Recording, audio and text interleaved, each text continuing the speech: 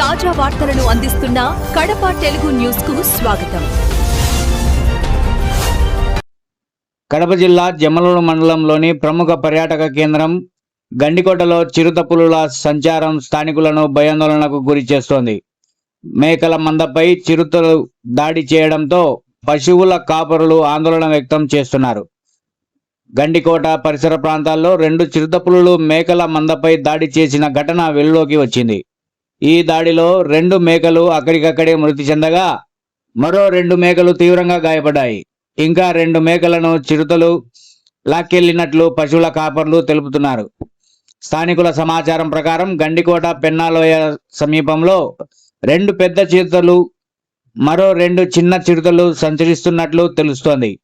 ఈ ఘటనలో పశువుల కాపరులు తమ మేకల మందలను బయటకు తీసుకెళ్లేందుకు భయపడుతున్నారు.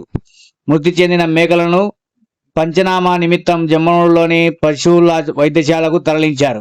చిరుతల సంచారం నేపథ్యంలో అటవీ శాఖ అధికారులు తక్షణ చర్యలు తీసుకోవాలని, స్థానికులకు భద్రత కల్పించాలని గ్రామస్తులు కోరుతున్నారు.